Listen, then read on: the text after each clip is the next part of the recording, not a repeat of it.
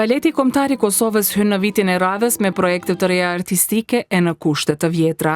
Projektet paraprake barten si trashëgimi e punës së institucionit shtetëror e automatikisht trashëgohen improvizimet për ta mbajtur të lidhur publikun me artin e baletit. Janë kushte për të cilat edhe nga baleti bëjnë me dije se detyrohen të adaptohen nga se nuk ka rrugdalje tjetër. Me të njëjtin ritëm të punës, institucioni vazhdon edhe si vjet, ndërsa kushtet meritore i shijon në datat e caktuara nëpërmjet prezantimeve ndërkombëtare si arratisje nga realiteti i infrastrukturës kulturore.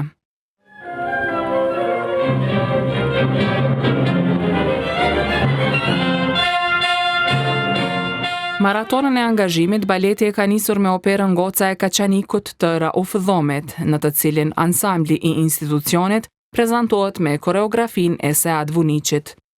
E sot e shpalos rrëfimin edhe në Shkup, pas Tiranës dhe Gjakovës në nëntor të 2024-s.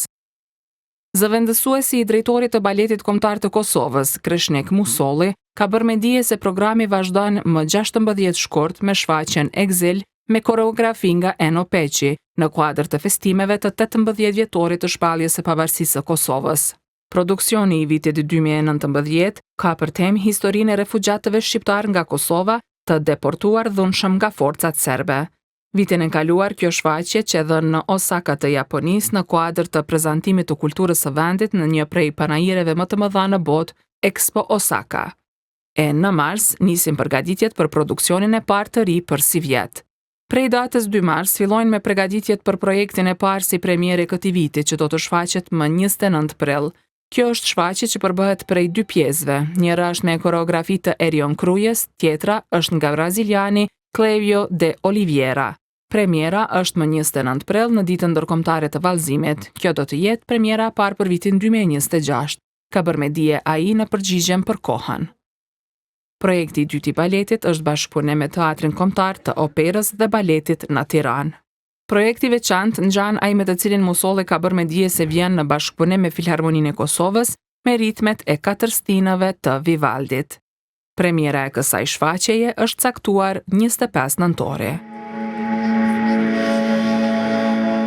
Baleti Kombëtar ka hyrë në vitin e ri artistik me vizion që i te kalon kufirin.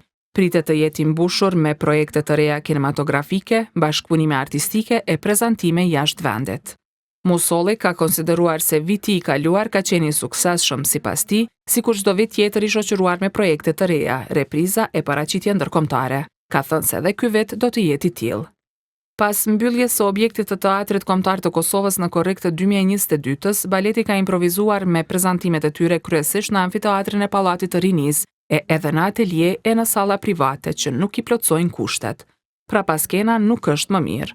Me orar të kufizuare me përshtatje të sallës për kërcim baleti, hapësira e ansamblit Shota është bërë vendi ku prodhohet vepra artistike e institucionit. Zëvendësuesi i drejtorit të Baletit Kombëtar të Kosovës, balerini Kreshnik Musolli, është shprehur se janë kushte me të cilat duhet të adaptohen sepse nuk ka rrugdalje tjetër. Prezantimet në rajon dhe ato ndërkombëtare janë një lloj arratisje nga kushtet me të cilat përballen çdo ditë, aty prej nga burojnë shumë prej historive të shfaqjeve të tyre të shprehura nëpërmjet baletit. Këto prezantime dëshmojnë se arti i Kosovës po gjen gjuhë të përbashkët me publikun ndërkombëtar dhe se ky art depërton përtej politikës e gjeografisë.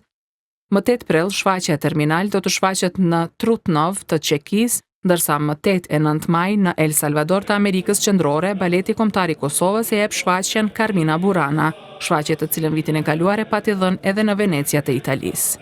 Musolli ka bërë me dije se në fazë të planifikimit është e njëjta shfaqje për në Panama, Kolumbi e Portugali, ndërsa më 18 korrik shkon në Rom pas prezantimit në qytetin e kanaleve. Më 12 e 13 gusht, baleti merr pjesë në festivalin International Bodrum Ballet Festival me shfaqjet Correr o Fado dhe Bolero. E në tetor, rrëfimin tërgjegjësues i shfaqjes Hope zbërthehet në kryeqytetin austriak me iniciativë të organizatës Action for Health. Siç e ka bërë tradit baleti, viti mbyllet me arthtyesin magjik të Çajkovskit, e cila fundvitin që shkoi nuk u dha për shkak të kushteve. Këtë vit publiku do të mund ta ndjekë më 18 dhe 19 dhjetor. Ky vit nuk është veç vazhdimsi për aktivitetin e Baletit Kombëtar të Kosovës, por edhe premtim se do të vazhdojë të zhvillohet e të guxojë pavarësisht sfidave. Me hapa të sigurt, trupi i balerinëve është në lëvizje e me sytë drejt botës.